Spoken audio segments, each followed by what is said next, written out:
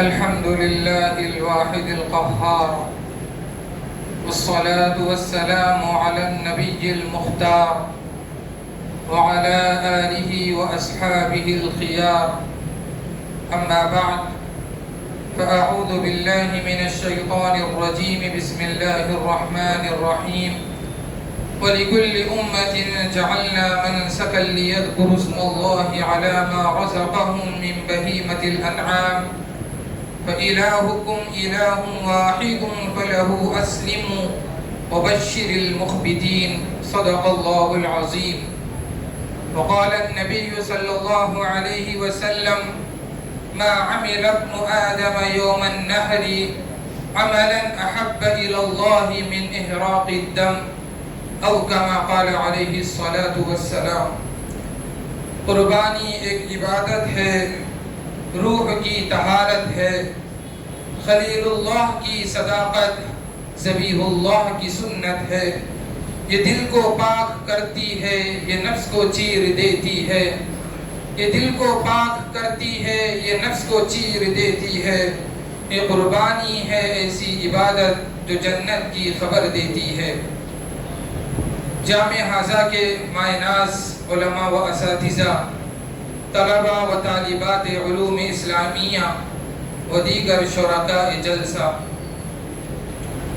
اولاً تو میں بارگاہ خداوندی میں حمد و ثنا کے پھول نچھاور کرتا ہوں اور اللہ رب العزت کی حضور صد بار سجدہ تشکر و امتنان بجا لاتا ہوں کہ جس نے عالم انسانیت کی رشد و ہدایت اور فوز و فلاح کے لیے جہاں بے شمار اسباب و ذرائع اور مواقع فراہم کیے، وہیں اس 70 ماؤں سے زیادہ محبت رکھنے والے خدا نے ہمارے ظاہر و باطن کی اصلاح و تربیت کے لیے ہمیں مجالس دینیہ کی عظیم دولت سے سرفراز فرمایا، اور کروڑوں رحمتیں نازل ہوں اس ذات نبی فداہ ابی و امی صلی اللہ علیہ وسلم کی ذات گرامی پر کہ جنہوں نے اپنے فصیح و بلیغ خطابات اور مؤثر بیانات کے ذریعے اپنی امت کو ایمان و اسلام کے راستے پر گامزن کیا اور دینی مجلسوں اور محفلوں کی اہمیت و عظمت کو یوں واضح فرمایا: اذا مررتم بریاض الجنت فارتعوا. اے لوگوں، جب تمہارا گزر اللہ کے ذکر کی محفلوں سے ہو تو تم ان سے ضرور استفادہ کرنا، کیونکہ یہ جنت کے باغات کی طرح ہیں. یہی وہ مبارک محفلیں ہیں جن کے متعلق شیخ عبد القادر جیلانی علیہ الرحمہ نے فرمایا: صحبت الصالحین ومجالستهم تنیر القلوب وتحیی الایمان وتزیل الغفلہ. کہ یہ دینی جلسے اہل اللہ کی صحبت کا ذریعہ ہوتے ہیں اور غفلت میں ڈوبے دلوں کو بیدار کرتے ہیں. الغرض میرے دوستوں، آج کے اس پرفتن اور بے حیائی کے دور میں ان دینی جلسوں کی اہمیت کو، عظمت کو سمجھنا ہم سب کی لازمی ذمہ داری ہے.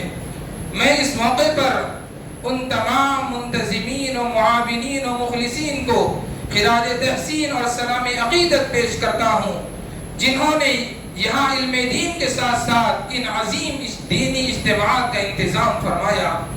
اللہ رب العزت ایسے محسنین کو اجر جزیل عطا فرمائے اور ہم سب کو ان دینی محفلوں کی مکمل قدردانی کی توفیق عطا فرمائے.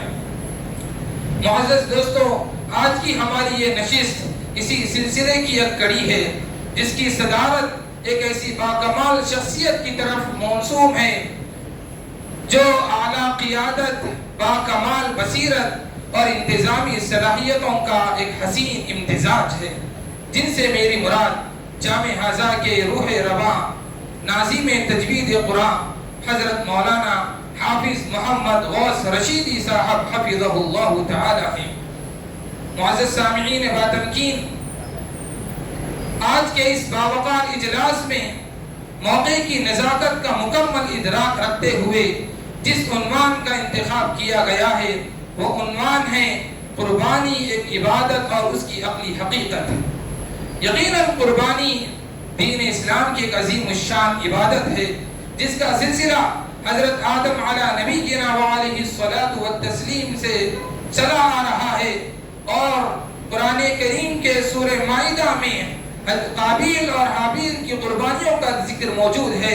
اذ قربا قربانا فتقبل من احدهما ولم يتقبل من الاخر۔ حضرت ابراہیم علیہ السلام نے اپنے وفا شعار فرزند ارجمند کی وہ عظیم اور بے مثال قربانی پیش کی کہ جس کو دیکھ کر چشم فلک بھی حیران اور زمین لرزا اٹھی، اور خدا بند قدوس کو آپ کی یہ قربانی اتنی پسند آئی کہ اللہ رب العزت نے تا قیامت اس کو یادگار بنایا اور ہر آنے والے صاحب استطاعت پر اس قربانی کو واجب قرار دیا۔ یہی وہ قربانی ہے جس کو اللہ رب العزت نے اس امت مسلمہ کے لیے عید الاضحیٰ کی قربانی کی صورت میں ہمیں عطا فرمایا ہے۔ یہ وہ قربانی ہے جس کے متعلق حضرات صحابہ اکرام رضی اللہ تعالی عنہم اجمعین نے نبی اکرم صلی اللہ علیہ وسلم سے دریافت فرمایا، ما ہی الاضاحی یا رسول اللہ، اے اللہ کے رسول یہ قربانیاں کیا ہیں؟ نبی اکرم صلی اللہ علیہ وسلم نے فرمایا، ہی سنت ابیکم ابراہیم، یہ تمہارے جد امجد حضرت ابراہیم علیہ السلام کی سنت ہے۔ حضرات صحابہ نے پوچھا، فما لنا فیہا یا رسول اللہ، اے اللہ کے رسول ہمارا اس میں کیا فائدہ ہے؟ اللہ کے نبی علیہ السلام نے فرمایا، بکل شعرۃ حسنۃ، قربانی کے جانور کے ہر بال کے بدلے نیکیاں ہیں۔ میرے دوستو، یہ وہ قربانیاں ہیں کہ ایام قربانی میں اس عمل سے زیادہ اللہ کو کوئی عمل پسندیدہ نہیں ہے۔ غرض یہ کہ قربانی ایک عظیم الشان عبادت ہے، مگر افسوس کہ کچھ ناواقف لوگ جو اس قربانی کی حقیقت سے ناقف ہیں وہ یہ اعتراض کرتے ہیں، شبہات پیدا کرتے ہیں کہ قربانی میں جانور کو ذبح کرنا خلاف رحم اور خلاف عقل ہے، جبکہ پوری دنیا میں قربانی کا رواج ہے۔ اور جب ہم قوموں کی تاریخ پر نظر کرتے ہیں تو ہمیں پتہ چلتا ہے کہ ہر اعلیٰ کے بدلے ادنا کی قربانی پیش کی جاتی ہے۔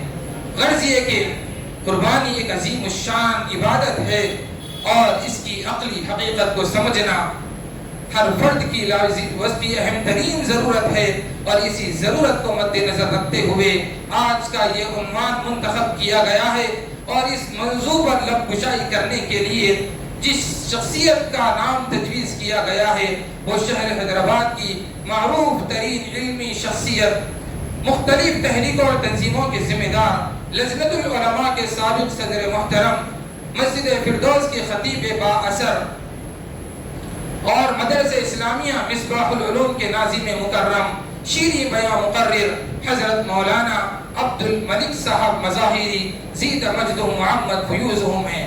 میں حضرت والا کے قیمتی خطاب سے پہلے اس جلسے کا آغاز اس نورانی کتاب سے کرنا چاہوں گا جو تاریک رات میں ہدایت کی شمع روشن کرتی ہے، جس کے اعجاز نے سخندانوں کے تخیلات کو جھنجھوڑ کر رکھ دیا ہے، اور جس میں ایسی ساز ہے جس کو سن کر شجر و حجر بھی جھومنے لگتے ہیں۔ اسی مقدس کلام کی تلاوت کے لیے میں قاری خوش الحان استاد تجوید القرآن حضرت مولانا حافظ عبداللہ صاحب سے گزارش کرتا ہوں کہ وہ آئیں اور قرآن مقدس کی تلاوت سے اس جلسے کا آغاز فرمائیں۔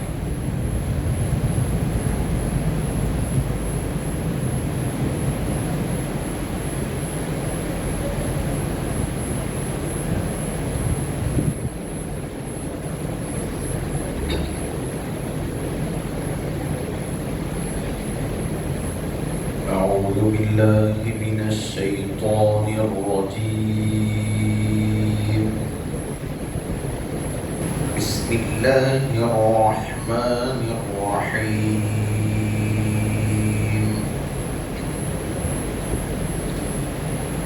ولكل أمة جعلنا منسكا ليذكروا اسم الله على ما رزقهم من بهيمة الأنعام فكلوا منها وأطعموا القانع والمعتر فكلوا منها وأطعموا البائس الفقير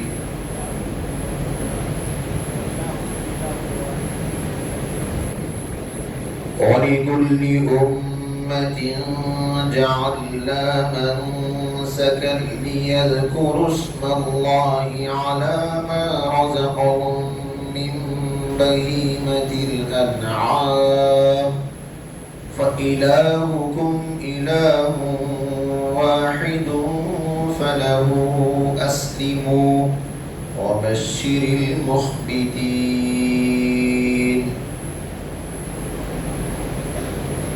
الذين إذا ذكر الله وجلت قلوبهم والصابرين على ما أصابهم والمقيم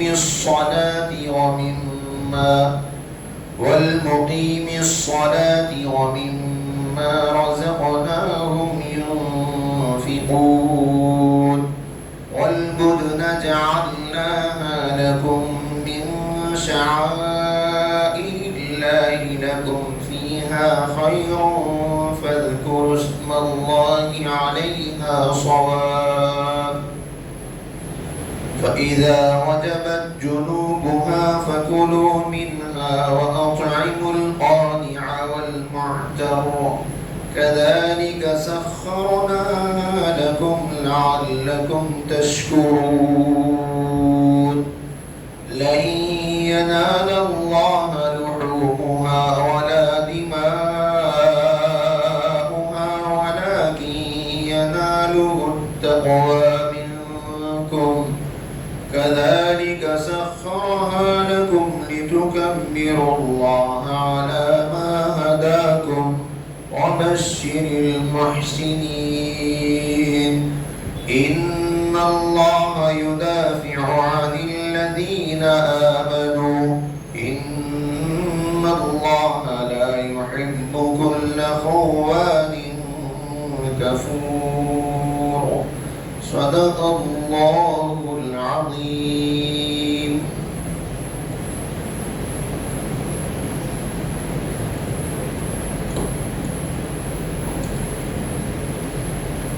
جزاکم اللہ خیرا و احسن الجزاء۔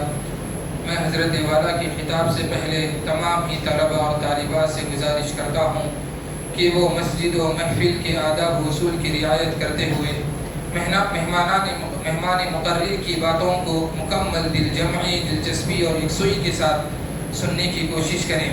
اب میں انتہائی ادب و احترام کے ساتھ حضرت والا کو اس شعر کے ذریعے دعوت خطاب پیش کرتا ہوں۔ میدان علم کا رخ ہے روشن مظاہر کی وہ روش، میدان علم کا رخ ہے روشن مظاہر کی وہ روش، عبد الملک کی زبان میں ہے ادا کی وہ کشش، علم کے ہیں آپ آفتاب و مہتاب بے مثال، علم کے ہیں آپ آفتاب و مہتاب بے مثال، شیریں گفتار میں ہیں مثل گلاب بے زوال۔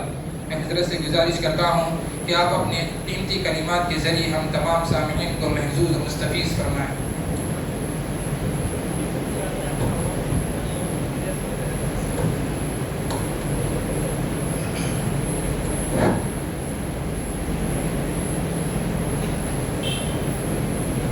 السلام علیکم ورحمۃ اللہ وبرکاتہ۔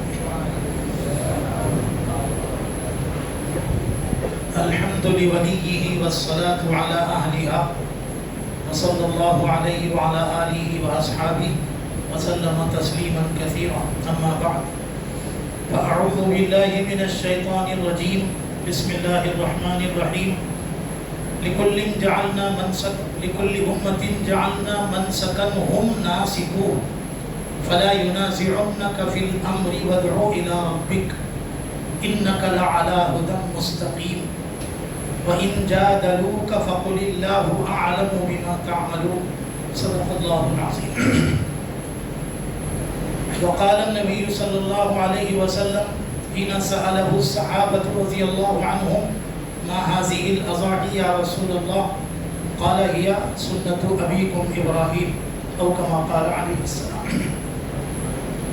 محترم حضرت ناظم صاحب اور جمیع علماء کرام و اساتذہ عظام و طلبہ کرام و طالبات عظام اور پس پردہ سننے والی تمام ہی خواتین اسلام، سب کو میں مبارکباد پیش کرتا ہوں اس طرح کی محفلوں کو بار بار زندہ رکھنے کے نام سے۔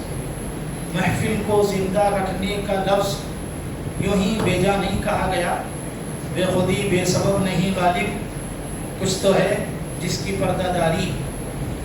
جیسا کہ میرا نام پہلے ہی سے بدنام ہے کہ میں جب یہاں بیٹھتا ہوں تو اس بات پر بھی شاید غور و فکر کرنے کا موقع ملتا ہے کہ کون زمین پر بیٹھ کر سن رہا ہے اور کون آسمان پر جانے کے موقع میں ہے۔ تو یہ وجہ سے اس لحاظ سے اس طرح کی محفلوں کو زندہ رکھنے کے الفاظ میں نے بولے ہیں، اور الفاظ کا کھیل بھی ایک اہم فن ہے، عنوان۔ اور جہاں تک آج کے عنوان پر بات کرنے کی اہمیت ہے، الحمدللہ مجھ سے پہلے بات کا آغاز کرنے والے، تمہید باندھنے والے، آغاز سخن کے انداز میں بات رکھنے والے مفتی ریحان صاحب نے جس طریقے سے بات رکھی ہے وہ گویا میرے لیے متن ہے، متن۔ اب میں اس کی تشریح کروں گا، کیونکہ دنیا میں ہر جگہ متن یعنی جو ٹیکسٹ بک کہلاتی ہے اس کی تشریح لازم ہوتی ہے، اور بہت سی کتابیں نصاب درس نظامی میں ایسی بھی پڑھائی جاتی ہیں جو متن کی حیثیت سے پڑھائی جاتی ہیں، جیسے تلخیص المفتاح جس کی شرح مختصر المعانی، عقائد کی شرح شرح عقائد، نجم الملت والدین عمر النصفی نے عقائد نام کی کتاب لکھی، اس کی شرح علامہ سعد تفتازانی نے کی، شرح عقائد پڑھائی جاتی۔ صرف عقائد پڑھاؤ تو وہ ہضم نہیں ہو پاتی، کیونکہ اس محفل میں ایسے طلباء بھی ہیں جو ایک دم گرامایا قسم کے الفاظ کو اندر لینے کے بجائے اوپر ہی اڑا دیتے ہیں، اور بعد میں کہتے ہیں کہ بھائی پورے باؤنسر ڈالے گئے ہیں، کس طریقے سے بیٹنگ کی جائے۔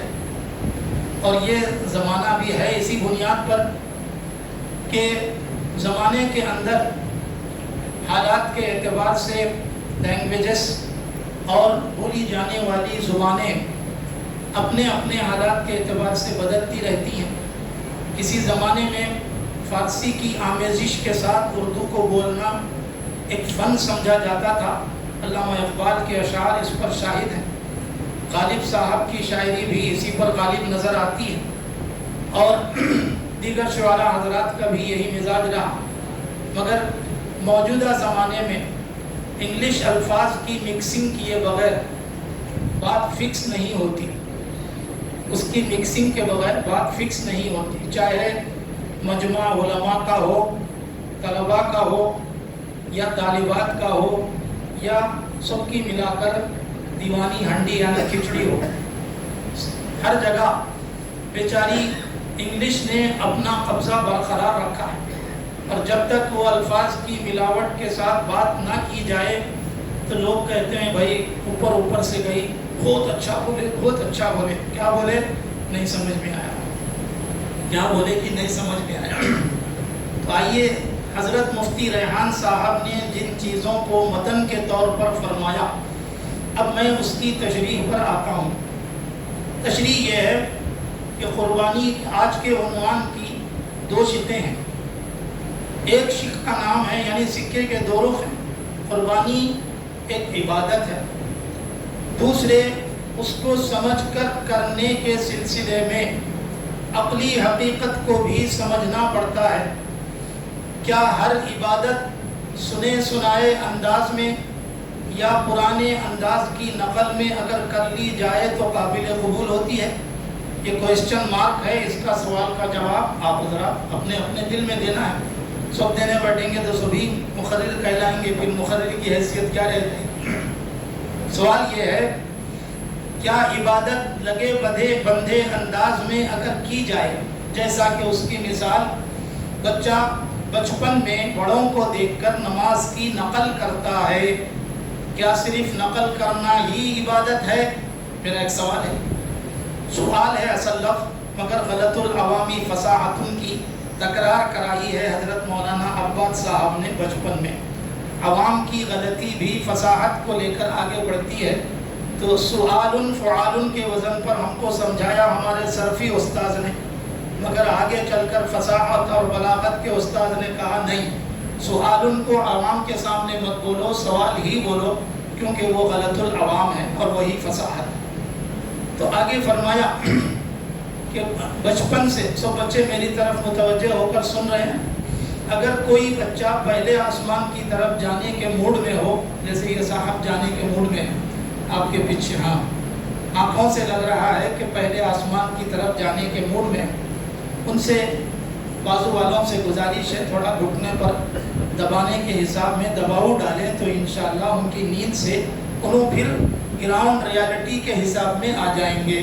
ابھی گراؤنڈ ریالٹی بولے بغیر زمینی حقیقت اگر میں بولوں گا تو بات ہضم نہیں ہوگی، اوپر سے چلے جائیں گے. گراؤنڈ ریالٹی کو جتنا سمجھتے ہیں لوگ، زمینی حقیقت کو اتنا نہیں سمجھ پاتے، حالانکہ صرف الفاظ ہی کا تو الٹ پھیر ہے. تو آئیے اس سلسلے میں حضرت مولانا نے جو داغ بیل ڈالی ہے کہ آج کے عنوان کی دو شقیں ہیں. نمبر 1 قربانی ایک عبادت، دوسرے قربانی کی عقلی حقیقت. دونوں اپنی جگہ بہت اہم ہیں.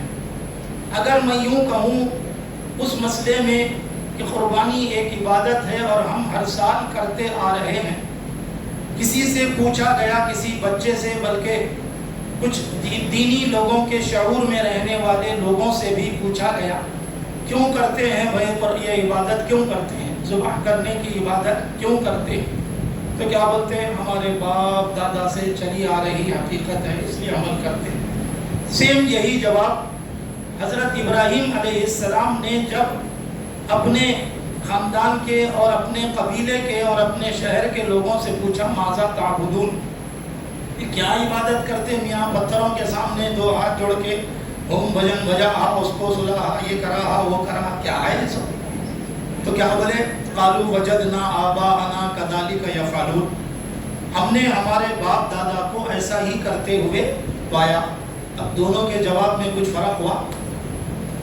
قربانی دینے والا بچہ بھی بول رہا ہے، بڑے لوگ بھی بول رہے ہیں ہمارے باپ دادا کے زمانے سے کرتے آئے سو دیکھے مول صاحب ویسی کر رہے ختم. حقیقت کیا ہے اس کی طرف جانے کی طرف توجہ بھی نہیں ہے یا جانا چاہتے بھی نہیں. کیوں؟ اس لیے کہ ہماری عقلیں تو دنیا کے کاروبار میں استعمال ہو رہی ہیں، اور دن دوگنی رات چوگنی کاروبار کو کیسا فارم پہ لانا، اوپر چڑھانا، اس میں ہماری عقل لگ رہی. اب یہ سب کام پہلے سے چلے ہوئے ہیں، چلنے دو، اس میں عقل کیوں لگانا؟ کیا بھائی عقل صرف کاروبار کے واسطے ہے؟ کا سوال ہے. ماشاءاللہ کون کی بولے نہیں، الحمدللہ بہت اچھی بات. تو کچھ تو لوگ ہماری بات کی تائید کر رہے ہیں، اس پر میں مبارکباد دیتا ہوں کہ زمین پر بیٹھ کر سن رہے ہیں. جی کیا عقل صرف کاروبار چمکانے کے لیے ہے؟ نہیں. پھر کاہے کے لیے ہے؟ عقل کے ذریعے اسلام کی باتوں کو سمجھ کر، اسلام کی باتوں کو دماغ میں دل میں اتار کر عمل کرنے والا اللہ کی نظر میں حقیقی عابد ہے، حقیقی عبادت گزار ہے. صرف لگے بندے انداز میں، سنے سنائے انداز میں عمل کرنے والا ایسا مقلد ہے جیسے اندھیرے میں لکڑیاں چننے والا، جس کے ہاتھ میں اگر سانپ بھی آ جائے تو وہ یہ سمجھ کر اٹھا لیتا ہے کہ لکڑی ہی ہوگی، مگر بعد میں وہ سانپ پھر اس کی حقیقت بتا دیتا ہے کہ میں کیا ہوں. پھر بعد میں وہ حقیقت سمجھنے کے لیے بیچارہ زندہ بھی نہیں رہتا. یہ مسائل کھڑے ہوتے ہیں. تو آئیے اس سلسلے میں دو باتیں ہوئی. ایک تو قربانی ایک عبادت ہے جس کی نہ صرف عملی توجیہ کرتے آ رہے ہیں ہم ہر زمانے سے، ہر سال سے، کہ جب بھی ذی الحجہ کے مہینے میں 10ویں تاریخ 11ویں 12ویں تاریخ آتی ہے تو مسلمانوں میں گوشت کھانے کا، قربانی دینے کا ایک بہترین جذبہ سا آگے بڑھتا ہے. اور ان دنوں میں اپنی ظاہری صحت بھی بناتے ہیں ہم، اور باطنی صحت بھی بنتی ہے، اور وہ بھی بنانا ہی چاہیے. لیکن عبادت کو عبادت سمجھ کر کرنا یہ اور زیادہ اہمیت کا حامل ہے. وہی جیسے یہ کہا جائے کہ اگر کوئی بندہ نماز پڑھتا ہے صرف پرانے لوگوں کی دیکھا دیکھی تو اس کی نماز بھی شرعاً نماز ہو جا رہی ہے. حضرات مفتیان کرام کے فتوے کے اعتبار سے ظاہر سے بیچارہ شرعی اعتبار سے صحیح سجدہ، صحیح رکوع، صحیح قومہ، صحیح قیام کر رہا ہے تو مفتیان کرام کیا بولیں گے؟ نماز ہو گئی. لیکن کیا اللہ تعالیٰ کے پاس صرف اتنی ہی نماز مطلوب ہے جس کے بارے میں ہمارے آقا حضرت محمد الرسول اللہ صلی اللہ علیہ وسلم نے یہ فرمایا لا صلاۃ الا بحضور القلب؟ وہ نماز ہی نہیں یا نماز کامل نہیں جو حضور قلب، دل کو حاضر رکھ کر نہ پڑھی جائے. اور دل کو حاضر رکھ کر نماز پڑھنا مطلب دل اور دماغ دونوں لگانا مطلوب ہے. یہ ہے تو قربانی کرنا بالکل ایک الگ چیز ہے اور قربانی کو سمجھ کر کرنا یہ بالکل الگ چیز ہے. جب دونوں مل جاتے ہیں تو انشاءاللہ سونے پر سہاگا ہے، یعنی نور علی نور ہے. نور علی نور کا مفہومی ترجمہ سونے پر سہاگا. سہاگا بولے تو مقصد وہ سہاگ رات کا تعلق تو نہیں ہے اس سے، بھائی دونوں میں فرق ہے. کہیں وہاں کی اینٹ یہاں کا روڑا، بھانومتی نے کنبا جوڑا، ایسا نہیں کرنا. سہاگا الگ لفظ ہے اور سہاگ الگ لفظ ہے. تو بہرحال آئیے اس سلسلے میں قربانی کی عبادت جس کو ہم کرتے ہیں اور اس کے بارے میں تو انشاءاللہ میں آپ کا وقت زیادہ نہیں لوں گا کیونکہ اس کی ظاہری حقیقت سے ہم لوگ واقف ہیں. اور ابھی قاری صاحب نے بھی الحمدللہ پورا رکوع اسی عنوان سے تلاوت کیا. مفتی ریحان صاحب نے بھی اپنے عنوان کو وہیں سے شروع کیا. تو دونوں نے، اگر میں یوں کہوں میرے آج کے مطالعے کے اعتبار سے کہ وَلِكُلِّ أُمَّةٍ جَعَلْنَا واو سے شروع ہونے والی جو والا رکوع ہے وہاں سے لے کر وہ رکوع ختم تک یہ قربانی کی عبادت کو ظاہر کرنے والی چیز ہے. اور اس کے آگے آیت نمبر 64 65 66 کچھ ہے آیت نمبر اسی صورت کی، اس میں واو کے بغیر لِكُلٍّ جَعَلْنَا مَنْسَكًا ہم نازعوہ فلا ینازعنک فی الامر، بغیر واو کے بات بولی جاتی ہے تو وہ مستانفہ جملہ ہوتا ہے، یعنی الگ والا جملہ، معطوفہ جملہ نہیں ہوتا. معطوفہ جملہ سابق کی عبارت سے ضرور کہیں نہ کہیں متعلق ہوتا ہے. تو یہ لِكُلٍّ جَعَلْنَا مَنْسَكًا ہم ناسکوہ، یہ والی آیت کے بارے میں علامہ ابن کثیر نے بھی صراحت کی اور حضرت مفتی شفیع صاحب رحمۃ اللہ علیہ نے معارف القرآن میں بھی اس کی وضاحت کی کہ وہاں کی آیت میں اور یہاں کی آیت میں کیا فرق ہے. اور یہ فرق کا ظاہر کرنا ہر بیان میں ضروری نہیں، لیکن جس بیان میں اس فرق کو سمجھنے والے میجارٹی میں ہوں، میجارٹی ہے کہ نہیں حضرات علماء کرام کی، تو وہاں یہ بات نہ بولنا ظلم ہے. اور اگر عوام کے درمیان میں فرق کو ظاہر کرنے والی بات بولی جائے تو وہ بھی ظلم ہے. کیوں؟ ظلم کی تعریف میں ہمارے اساتذہ نے فرمایا وضع الشیء فی غیر محلہ، کسی چیز کو اس کے محل سے ہٹا کر رکھ دینا یہ ظلم ہوتا ہے لغوی اعتبار سے. تو اہل علم کے محفل میں اگر واو اور بغیر واو والی حقیقت ظاہر نہ ہو تو پھر وہ اہل علم کی محفل ہی کیا ہوگی. تو حضرت مفتی شفیع صاحب رحمۃ اللہ علیہ نے دیگر مفسرین کے حوالے سے یہ بات وضاحت کی ہے کہ اس سے پہلی جو آیتیں واو سے شروع ہوئی ہیں وہ تو زیادہ تر ذبیحہ اور قربانی سے متعلق ہے. اور لِكُلِّ أُمَّةٍ جَعَلْنَا مَنْسَكًا هُمْ نَاسِكُوهُ بغیر واو والی آیت سے جو عنوان ذکر کیا گیا ہے اس میں تمام احکام الہیہ مراد ہیں اور احکام شریعہ کی حقیقت اور دوسرے انبیاء علیہم السلام کو دی ہوئی شریعت میں اور بعد کے آنے والی نبیوں کی شریعت میں کچھ ظاہری اعتبار سے جو فرق ہوتا ہے، یعنی شاخوں کے ہونے کے اعتبار سے.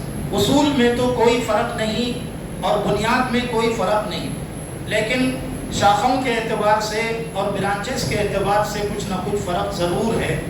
ان دونوں میں الگ الگ انداز سے اللہ نے بات رکھی. گویا آگے آنے والی آیت میں عقلی حقیقت کو بھی اس میں سمجھایا گیا ہے، اور عقلی حقیقت کی دو توجیحات کی جاتی ہیں۔ ایک وہ جس کو اللہ نے قرآن مجید میں افلا تعقلون، افلا تتفکرون، افلا یتدبرون القرآن، اس طرح کی آیتوں کے ذریعے سے جو عقل کو چیلنج کیا ہے، ان چیزوں کو سمجھنا یہ قرآن کے ذریعے سے عقلی حقیقت کو سمجھنا ہے۔ اور دوسری عقلی حقیقتیں وہ ہیں جو لوگوں کے تجربات سے، لوگوں کے آپس میں ڈیبیٹ اور مناظرہ کرنے سے، اور ایک ملک میں ہی کئی قسم کے مذاہب مسالک کے رہنے سے جب مختلف انداز میں حسین ٹکراؤ یا غیر حسین ٹکراؤ، حسین اور غیر حسین ٹکراؤ تو حضرت والا خوب جانتے ہیں، تو کبھی حسین ٹکراؤ ہوتا ہے آپس میں مسالک اور مذاہب میں، کبھی غیر حسین ٹکراؤ۔ ان ٹکراؤ کی شکل میں جو باتیں کھل کر تجربات کی روشنی میں سامنے آتی ہیں اس کو عقلی حقیقت کہتے ہیں انسانوں کے اعتبار سے۔ تو اب اس وقت دو چیزیں ہم کو سمجھنا ہے، ایک عقلی حقیقت قرآن مجید کے اعتبار سے جو اللہ نے قرآن میں چیلنج کیا ہے کہ کیا تم قرآن کو تدبر کے ساتھ نہیں پڑھنا چاہتے؟ اگر وہ اللہ تعالیٰ سے ہٹ کر کسی اور کی طرف سے ہوتا تو اس میں بہت اختلافات ظاہر ہوتے، لَوَجَدُوا فِيهِ اخْتِلَافًا كَثِيرًا، بہت زیادہ اختلافات دکھ کے آتے، مگر پورا قرآن صرف اور صرف مالک حقیقی کی طرف سے ہے، اس لیے اگر کہیں ظاہری آیتوں میں ٹکراؤ ہے بھی تو وہ القرآن یفسر بعضها بعضا کا مطلب ہے کہ قرآن اپنی ہی آیتوں کی تفسیر کرتا ہے بعض آیتوں کی بعض آیتوں سے۔ تو یہ عقلی حقیقت گویا دو قسم کی ہوئی، کہ قرآن مجید کے اعتبار سے عقلی حقیقت، اور دوسرے امتوں کے ٹکراؤ اور مذاہب کے ٹکراؤ، اور بالخصوص مذہب اسلام اور غیر مذاہب ان دونوں کے درمیان ٹکراؤ کی وجہ سے۔ آئیے اس سلسلے میں بات چلتی ہے بنیادی جہاں عقلی حقیقت کی وضاحت قرآن کے الفاظ میں اسی لکلی بغیر واو والی آیت کے آگے کی آیت وَإِن جَادَلُوكَ فَقُلِ اللَّهُ أَعْلَمُ بِمَا تَعْلَمُونَ یا بِمَا تَعْمَلُونَ، کہ اگر وہ لوگ اے نبی صلی اللہ علیہ وسلم آپ سے مشرکین اور آپ کے مخالفین آپ سے جدال کرنے آئیں، مجادلہ کرنے آئیں، جدال اور مجادلہ یہ دونوں الفاظ تھوڑا ارے میاں ہمت سے اہتمام سے تھوڑا ہاتھ لگاؤ، دباؤ، پیٹ دباؤ تو انشاءاللہ۔ تو مجادلہ کرنا کس کو کہتے ہیں؟ جس کے بارے میں قرآن شریف نے کئی جگہ پر مجادلے کا ذکر کیا، اور زیادہ تر اہل کتاب کے ساتھ ہی مجادلے کا ذکر کیا۔ وَلَا تُجَادِلُوا أَهْلَ الْكِتَابِ إِلَّا بِالَّتِي هِيَ أَحْسَنُ، اگر مجادلہ ڈیبیٹ مناظرہ کرنا ہی ہے تو وہ بھی ایک مشروط انداز میں ہے، ڈیپینڈڈ ہے، کیا ہے؟ احسن طریقے پر مجادلہ کیا جائے، یعنی آمین بالجہر ہو، رفع یدین نہ ہو۔ اس کو بھی سمجھ رہے ہیں حضرت والا؟ آمین بالجہر رفع یدین اگرچہ کہ حدیث کی خاص اصطلاحات ہیں، مگر اس کو اہل علم حضرات کے درمیان میں عمومی انداز میں بولنے کی بھی اجازت ہے۔ کیا مطلب؟ جب تک زبان سے جھگڑا ہو اس کو آمین بالجہر کہا جاتا ہے، جب ہاتھا پائی پر آ جاتا ہے تو اس کو رفع یدین سے نام دیا جاتا ہے۔ حالانکہ یہ بھی شاید بے ادبی ہے ایک لحاظ سے، مگر اہل علم کے درمیان میں بے ادبی نہیں ہے۔ اس سلسلے میں انشاءاللہ حضرات مفتیان سے ہم بعد میں رجوع کریں گے۔ الحمدللہ۔ تو جدال کرنے کی اجازت ہے، اسی لیے اللہ نے وَإِن جَادَلُوكَ ان شرطیہ کے ساتھ ذکر کیا، اور فقل جزائیہ جملے کے ساتھ، مطلب یہ ہے وقتاً فوقتاً ایسے جھگڑے ہوتے رہیں گے، اور وہ لوگ آ کر اپنی عقل سے آپ کے سامنے باتیں کریں گے، مگر آپ کا کام یہ ہے ان کو دعوت دیتے رہیے۔ فَقُلِ اللَّهُ أَعْلَمُ بِمَا تَعْمَلُونَ، یہ بول کر کہ تم جو کچھ بول رہے ہو یا جو تم کچھ کرنا چاہتے ہو یا تم عمل کر رہے ہو، اللہ کو ان تمام باتوں کا بخوبی علم ہے، لہذا صرف تمہارے بولنے سے یا تمہارے اعتراض کرنے سے ہمارے آقا صلی اللہ علیہ وسلم کو دی ہوئی شریعت بدلی نہیں جا سکے گی۔ آئیے اس کے پیچھے عقلی حقیقت کیا ہے، تھوڑا عقل کو زور دینا، نوجوان بچے بھی زور دے سکتے ہیں، اور بالکل کامن سینس کی بات، کوئی زیادہ گہری عقل کی بات نہیں ہے، کامن سینس۔ آ کر خزاعی قبیلے کے 2-4 لوگوں نے، جس میں یزید ابن خنیس، بشر ابن سفیان اور نضر ابن حارث وغیرہ، یہ کچھ لوگوں نے آ کر نبی کریم صلی اللہ علیہ وسلم سے ایک مناظرہ کیا، ڈیبیٹ کیا۔ بولے اے محمد صلی اللہ علیہ وسلم نہیں بولے، مگر ہم بھی نہیں بولنا، تو ہم بھی بولنا چاہیے، اور وہ لوگ بھی بولنا چاہیے جو اونگنے کی طرف آئے ہوئے ہیں، وہ لوگ بھی اگر صلی اللہ علیہ وسلم پڑھ لیں تو انشاءاللہ اونگنا ختم ہو جائے گا، ہمارے آقا پر درود کی برکت سے اونگنا ختم ہو جائے گا۔ تو کیا فرمایا، اے محمد صلی اللہ علیہ وسلم، اگر وہ آپ سے آ کر مجادلہ کرتے ہیں، جھگڑا کرتے ہیں، یہ بولتے ہیں آ کر، وہ بولے وہ حضرات کہ اے محمد یہ کیا بات ہے کہ جس جانور کو آپ لوگ اپنے ہاتھ سے ذبح کریں تو وہ آپ کے لیے کھانا جائز، یعنی جس جانور کو آپ قتل کرے، عام الفاظ میں جس جانور کو آپ قتل کرے کھانا جائز، اور جس جانور کو اللہ میاں خود مار دے تمہارے قتل کیے بغیر، یعنی تمہارے ذبح کیے بغیر، تو کھانا جائز نہیں۔ یہ کیا بات ہوئی، اللہ کا مارا ہوا ناجائز، تمہارے ہاتھ سے مارا ہوا، ارے آگے فلندی بلان کرو نا بچوں، جائز۔ ماشاءاللہ بچے سب سن رہے ہیں، خوشی کی بات سمجھ میں آئی، کوئی دل میں آئی، دماغ میں بات آئی۔ ان کا جو آبجیکشن تھا، اعتراض تھا، کیا تھا، تم اپنے ہاتھ سے ذبح کرے تو جائز، اللہ تعالیٰ اپنے ذریعے کسی جانور کو مار دے، جیسے گھر میں بکرا، اپنی موت آپ مر گیا، ذبح کرنے سے پہلے مر گیا، اس کا گوشت کھانا حلال ہے؟ نہیں ہے۔ یہ ہے مسئلہ، بہت اہم مسئلہ۔ اچھا وہ بکرے کی موت کیسا آئی؟ اللہ کی طرف سے، تو اللہ تعالیٰ مارے کہ نہیں مارے اس بکرے کو؟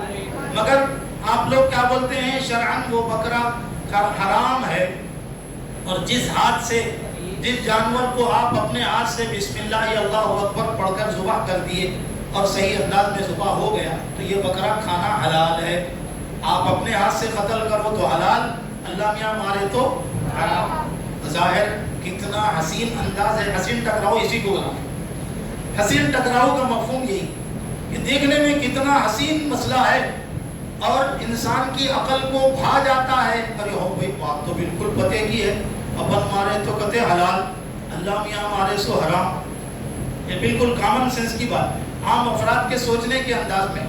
اب بولیے اس کی وجہ سے غیر مسلم مشرک آدمی اس میں آتا نہیں آتا پاور میں، ارے ہو بھائی جواب دیو اس کا، بول کے بتا اس کا جواب دیجئے صاحب، یہ کیا بات ہوئی کہ آپ مارے تو حلال، اللہ مارے تو حرام۔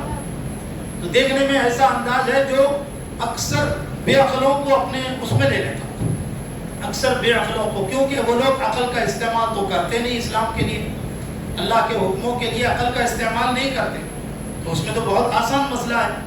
تو اللہ تعالیٰ نے اس طرح کی بات کروائی کہ جو چیز اللہ نے کسی شریعت کے اوپر حکم دیا ہے وہ تمام احکام ایسے ہیں کہ وہ اپنی اپنی شریعت کے اعتبار سے اس پر عمل کرتے آئے ہیں۔ لِكُلِّ أُمَّةٍ جَعَلْنَا مَنْسَكًا هُمْ نَاسِكُوهُ، کچھ عبادتیں، کچھ قربانیاں کرنے کی چیزیں جو ہم ہر امت کو دیتے آئے ہیں، اور وہ امت اسی انداز میں کرتی آئی ہے۔ یعنی یہ آج کا اٹھایا ہوا اعتراض نہیں ہے اے نبی صلی اللہ علیہ وسلم، یہ مطلب پرانی امتوں کو بھی ہم نے یہی حکم دے رکھا تھا کہ تم نے اگر اپنے ہاتھ سے بسم اللہ اللہ اکبر کہہ کر ذبح کیا تو حلال، اور وہ جانور اپنی موت آپ مر گیا تو حرام۔ اور پرانے زمانے میں ہی اس کی حقیقت کو واضح کر دیا تھا، مگر ان لوگوں نے اپنی عقل سے اس کو سوچنا یا معلوم کرنا گوارا نہیں کیا، اور وہی پرانے انداز میں اعتراض کرنے پر آ گئے۔ یہ تو اللہ تعالیٰ نے آگے کے جملے سے اس وقت کے مشرکین کو چیلنج کیا، فَلَا يُنَازِعُنَّكَ فِي الْأَمْرِ، فَلَا يُنَازِعُنَّ کا جو صیغہ ہے وہ جمع مذکر حاضر کا، جمع مذکر غائب کا صیغہ ہے، اور اس میں نون ثقیلہ لایا گیا، اور اس میں رسول اللہ صلی اللہ علیہ وسلم کے ذریعے سے مشرکین کو خطاب کیا گیا، براہ راست خطاب کا صیغہ نہیں۔ تو مطلب کیا ہوا؟ اس مسئلے میں مسلمانہ غیر مسلم کو سمجھانا، یہ مطلب ہے اس کا، کیونکہ حضور کو حکم ہے کہ سمجھانا۔ اب ہمارے زمانے میں آپ صلی اللہ علیہ وسلم براہ راست تو موجود نہیں ہے، پھر اب یہ مسئلے میں اگر کوئی غیر مسلم آپ پر اعتراض کرے تو پھر ذمہ داری کس کی ہے؟ موجودہ زمانے کے علماء، مفتیان کرام اور علماء کے تحت میں رہنے والے، پڑھنے والے بچے، طلباء اور ان کے ماحول میں پلنے بڑھنے والے اور ان کے ماحول میں رہنے والے عوام کی ذمہ داری ہے اس طرح کی چیزوں کا جواب دینا، اور اس طرح کی چیزوں کے جواب کے لیے اپنے آپ کو ہر وقت تیار رکھنا۔ فلا ينازعنك في الامر، یہ ایک جملہ ہے دیکھنے میں، مگر دعوتی اعتبار سے بہت پھیلا ہوا ہے اس کا۔ دعوت والے حضرات اس چیز کی دعوت کی طرف تو فکر نہیں کرنا چاہتے۔ خیر آئیے اس سلسلے میں آگے بڑھتے ہیں۔ فلا ينازعنك في الامر، وہ لوگ آپ سے جھگڑا نہ کریں اس معاملے میں، اور اے حبیب وادعو الی ربک، دیکھیے اس کے بعد فوراً دعوت کا حکم، اور یہ مسئلے کو آپ اپنے رب کی طرف دعوت دینے کے انداز میں بات کرتے ہی جائیے۔ کیوں؟ انک لعلی ھدی مستقیم، ہماری طرف سے آپ کے لیے یہ اعزاز ہے کہ آپ بالکل سیدھے راستے پر چل رہے ہیں۔ تو لہٰذا دو باتیں سمجھائی گئی اس آیت کے ذریعے سے۔ جو لوگ اللہ تعالیٰ کے حکموں سے دور ہیں، غلط راستے پر ہیں، وہ لوگ اس معاملے میں بات کو نہ چھیڑیں، لیکن جو لوگ صحیح راستے پر ہیں اور وہ لوگ دیکھتے ہیں کہ غلط راستے والے غلط باتیں کرتے ہیں یا غلط عمل کرتے ہیں، تو صحیح راستے پر چلنے والے ان کو سمجھائیں، دعوت دیں۔ کیوں؟ انک لعلی ھدی مستقیم کی وجہ سے کہ اے حبیب صلی اللہ علیہ وسلم آپ بالکل صحیح راستے پر ہیں، سیدھے راستے پر۔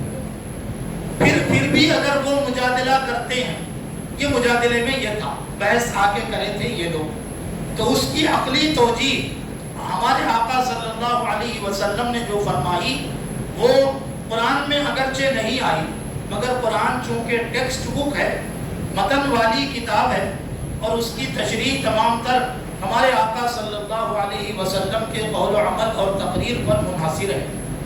کئی چیزوں کے ذریعے سے اللہ تعالیٰ نے اپنے حبیب صلی اللہ علیہ وسلم کو قرآن کی تبیین کرنے کا، مختصر تھوڑا تھوڑا کر کے بیان کرنے کا اور درجہ بدرجہ اس کی وضاحت کرنے کا حکم دیا۔ تو اس میں کیا ہے؟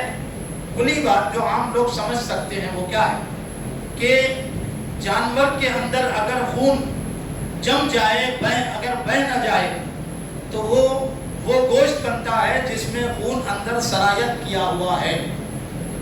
موجودہ زمانے کی سائنس نے، اور سائنس کی کوئی نئی پیداوار نہیں ہے، یہ بھی قرآن ہی کی بتائی ہوئی چیز ہے۔ کیوں؟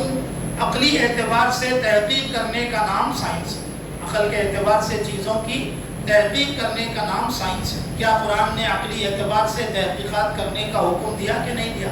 افلا یتدبرون القرآن افلا تتفکرون افلا یعقلون افلا تعقلون، یہ سب آیتیں سائنسی اعتبار سے تحقیقات کرنے کے آفرز ہیں یہ۔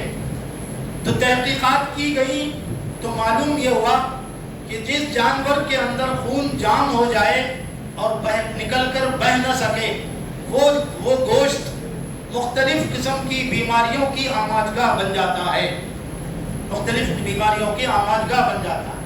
اگر ویسا گوشت انسان کھائیں گے تو انسانوں کو مختلف ایسی بیماریاں گھیر لیں گی جو ظاہری اعتبار سے بھی ہلاکت کی طرف لے جائیں گی اور باطنی اعتبار سے بھی لے جائیں گی۔ باطنی اعتبار سے اس طرح پر کہ وہ جانور بغیر اللہ کا نام لیے قربان ہو گیا، مر گیا۔ اللہ کا نام لے کر قربان کیا جانا 100% الگ حقیقت ہے۔ بغیر اللہ کے نام کے اگر کسی دوسرے کے ہاتھ سے کاٹا بھی گیا تو بھی وہ اپنی موت آپ مرنے سے بدتر ہے۔ وہ جیسے غیر مسلم حضرات کیا اللہ کا نام لے کر کاٹتے ہیں جانور کو؟ ایک سوال ہے آپ سے، ہے بھائی، جانتے ہیں آپ لوگ؟ اسی وجہ سے بہت سے گاؤں میں مسلمانوں کو بلا کر ہی مرغا بھی کاٹنا ہے تو مسلمان کے ہاتھ سے ہی کٹوایا جاتا ہے کوئی نہ کوئی حقیقت اس کے پیچھے۔ کیوں؟ کیا ان کو ایک مرتبہ ذبح کرتے دیکھنے کے بعد ذبح کرنا دیکھ کے نہیں آتا؟ ارے دیکھ کیا نہیں ہونا بول کے پیچھے کرا تو پھر آگے کرتے مشکل، بے خودی بے سبب نہیں غالب، کچھ تو ہے پردہ دری، ذرا پانی دے دے۔ تو کیا فرمایا؟ جیسے غیر مسلم حضرات اگر ذبح کرتے ہیں تو دو طریقے کا ذبح کرتے ہیں، ایک جھٹکا مار کر پوری گردن ہی ہٹا دیتے ہیں، دیکھا ہوگا آپ نے، یہ بھی ذبح کرنے کے حکم میں نہیں ہے، اپنی موت آپ مرنے سے بدتر ہے۔ دوسرے، اگر کوئی نان مسلم غیر مسلم بغیر اللہ کا نام لیے کسی دیوی دیوتا کے نام پر ذبح کرے مگر مسلمانوں کے طریقے سے کرے، مگر اللہ کا نام لے کر نہیں کیا گیا، تو کیا یہ بھی گوشت حلال ہے ہمارے لیے؟ حالانکہ خون برابر بہہ جا رہا، خون تو بہہ جا رہا اس میں سے، مگر جس طریقے پر اللہ نے مسلمانوں کو حکم دیا جانور کو ذبح کرنے کا اور اس میں بسم اللہ اللہ اکبر پڑھ کر کرنے کا، اس طریقے پر نہیں ہوا تو بھی وہ جانور حلال نہیں ہے۔ غیر مسلم اگر ذبح کرے مگر شرعی طریقے سے کرے مگر بسم اللہ اللہ اکبر نہیں پڑھ کر کرا تو کیا جانور حلال ہے؟ حضرات مفتیان کرام سے سوال، حلال ہے مفتی صاحب؟ ارے مفتی ریحان صاحب کون ہے؟ حلال ہے؟ نہیں ہے۔ سن لیجیے حضرت فرما رہے ہیں، کئی علماء کی بات ایک طرف، ایک مفتی کی بات ایک طرف، 100 سنار کی یہ ایک لوہار کی، لوہار بول کے سنار کے مقابلے میں عزت کم کر دی جاتی، لوگ سمجھتے نہیں بات کو۔ 100 سنار کے مارا، ہر مار سونے پر پڑ رہا ہے اور لوہار کا مار لوہے پر، دونوں میں قیمت کے حساب سے دیکھا جائے تو کس کا مار قیمتی ہے؟ سنار کے مارا قیمتی ہے۔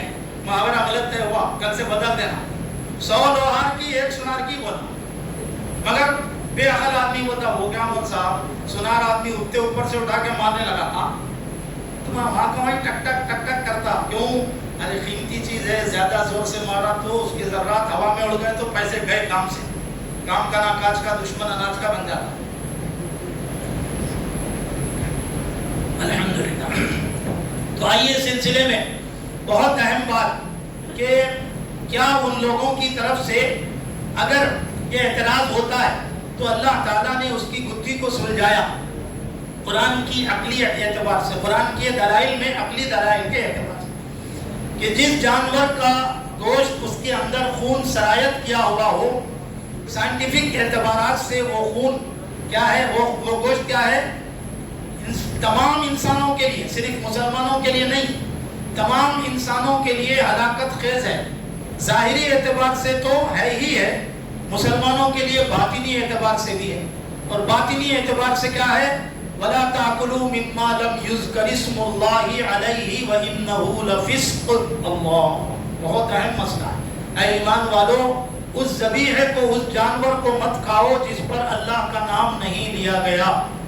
اس بنیاد پر خیر آگے چل کر مسئلے کی بحثیں چھڑتی ہیں، بغیر بھول کے نہیں لیا، یاد سے نہیں لیا، شفاف احناف اس میں الگ الگ ہو جاتے ہیں، یہ اپنے اندر کی بحث ہیں، اندر کی باتوں کو اوپر باہر ظاہر لانے کی ضرورت بھی نہیں ہے، کیونکہ ہر کوئی ویسی بات کو گہرائی سے سمجھنے کا معیار بھی نہیں رکھتا، تو اس کی طرف مت جائے۔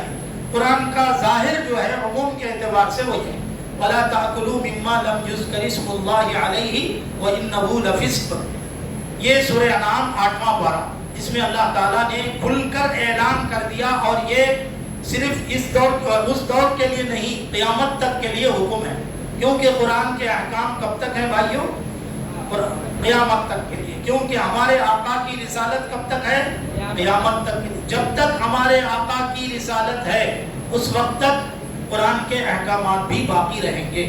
تو آئیے اس سلسلے میں عقلی اعتبار سے آج کل کے کچھ لوگ جو بے وقوف نہیں بلکہ عقل مند ہو کر بے وقوف ہونے کا مظاہرہ کرتے ہیں، اور جن کی عقلوں پر ڈالروں کی روشنی پڑ کر عقل معروف ہو جاتی ہے، اس کی ایک مثال ہمارے استاد محترم فرما رہے تھے۔ ایک معاملے جو وہاں جا کر آئے، امریکہ کا دورہ کر کے آئے، وہاں یورپین ممالک میں آج کل کیا ہو رہا ہے کہ یہ عیسائی، یورپین ممالک میں زیادہ تر کرسچنزم زیادہ ہے، تو عیسائی لوگ سور کا گوشت کھانے کو بلا تکلف جائز سمجھتے ہیں، اور جب ان سے حوالہ دے کر پوچھا جاتا ہے کہ بھائی تورات، زبور، انجیل اور اس سے پہلے نازل ہوئی جتنی صحیفے کی کتابیں تھیں ان سب میں کہیں بھی سور کے گوشت کے کھانے کا ذکر حلال ہونے کے طور پر نہیں آیا، تو وہ لوگ کیا بولتے ہیں؟ آپ بالکل صحیح بول رہے ہیں بات،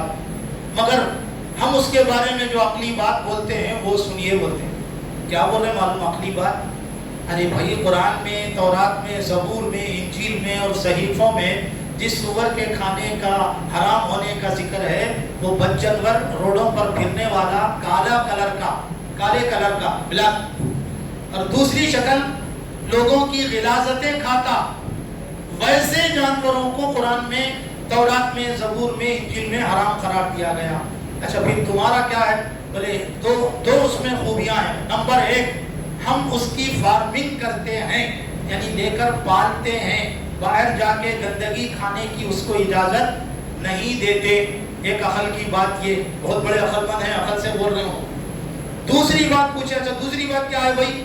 تو بولے کلر بلیک نہیں ہے، وائٹ ہے اس کا، بلیک کلر کا نہیں ہے، وائٹ ہے۔ جیسے ہم امریکن وائٹس، ان لوگ بھی وائٹ، دیکھیے صاحب اس کو کیا بولے؟ جتنے کالے ہمارے سالے، ہمارا اردو کا محاورہ ہے نا، جتنے کالے سب ہمارے سالے، چلتا ہے ایسی بات چلتی۔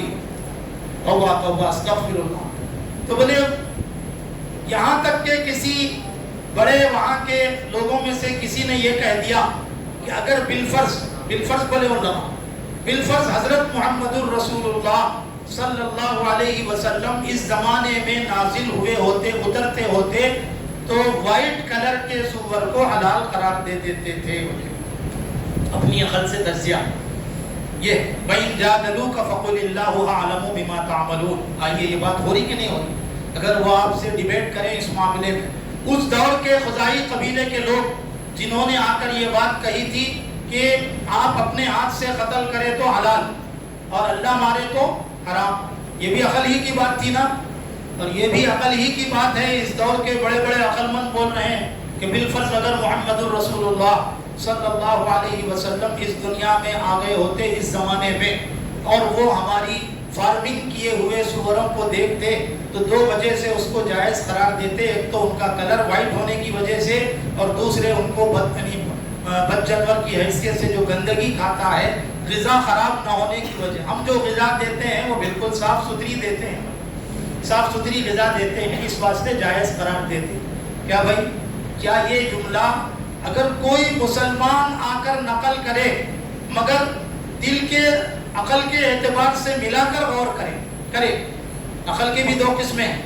ایک نقل وہ ہے جس کو حضرات مفتیان کرام بار بار اپنی بیان میں بولتے ہیں، نقل کفر نباشت، بول کے محکمہ مسئلے کو سمجھا لیتے ہیں۔ کسی آدمی کے کفریہ بات کو نقل کرنے سے اپن کافر نہیں بنتے۔ اردو میں، حیدرآبادی اردو میں بول رہا ہوں تاکہ بچے بھی سمجھ میں آئے۔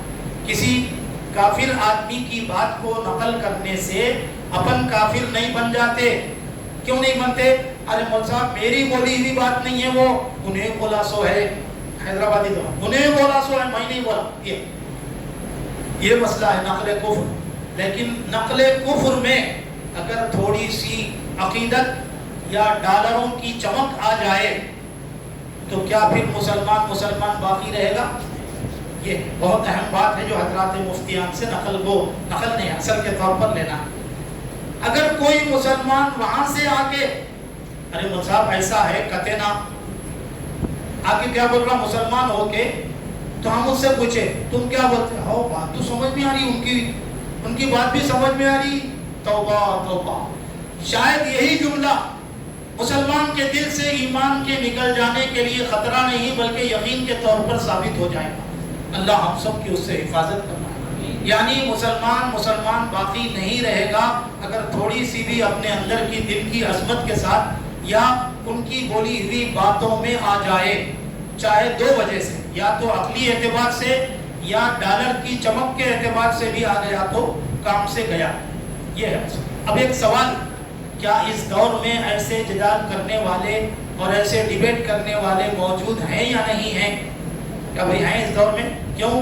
ہر دور حالات کے اعتبار سے ترقی پر ہے، ہر دور ترقی پر ہے، اور اس دور میں تو تحقیق اور ریسرچ بہت زیادہ ہے پرانے زمانے کے مقابلے میں، تحقیق اور ریسرچ زیادہ، بلکہ اس دور میں بہت سے غیر مسلم حضرات اپنے مذہب کی بے چارگی اور اپنے مذہب کی باتوں کی ناسمجھی کی وجہ سے مسلمانوں پر غصے میں آئے ہوئے ہیں۔ کیوں؟ آگے کی آیت مزید اس کا اظہار کر رہی ہے۔ پہلے وہ آیت کا مفہوم ذکر کر کے میں آج کے دور کے اعتراضات قربانی کرنے کے مسئلے میں جو آج کل کے غیر مسلم مشرک یا لبرل مسلمان، غیر مسلم مشرک الگ ہیں، لبرل مسلمان الگ ہیں۔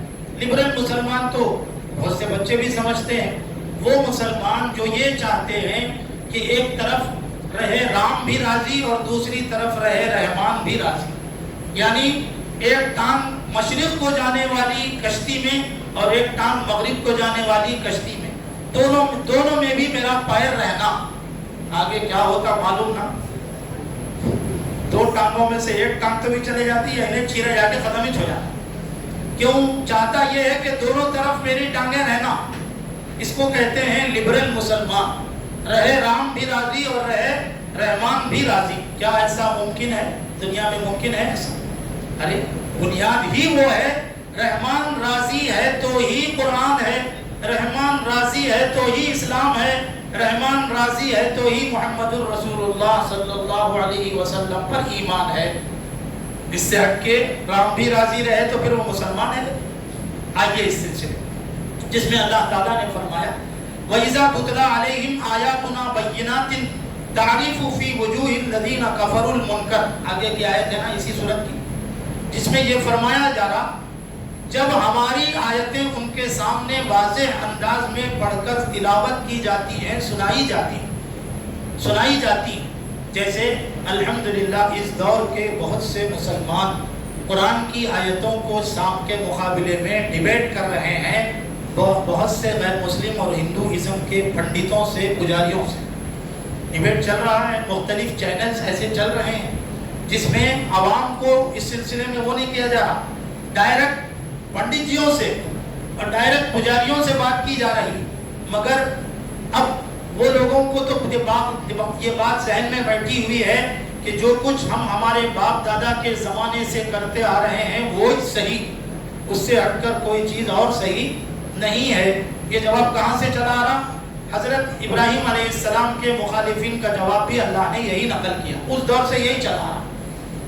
تو اب دیکھیے قرآن میں اللہ تعالیٰ ان کے بارے میں کیا فرما رہا، وَإِذَا تُتْلَى عَلَيْهِمْ آيَاتُنَا بَيِّنَاتٍ، جب ہماری واضح آیتیں ان کے سامنے پڑھ کر تلاوت کی شکل میں بھی اور پڑھ کر معنوی اعتبار سے واضح کا مطلب معنوی اعتبار سے سمجھائی جاتی کہ اس کا مطلب کیا ہے، اس کا مطلب کیا ہے، تم اپنے ہاتھ سرے تو ذبح کرے تو کیا مطلب ہے، اور اللہ اگر کسی جانور کو مار دے تو اس کا کیا مطلب ہے، آیاتنا بینات کا مطلب یہ ہے۔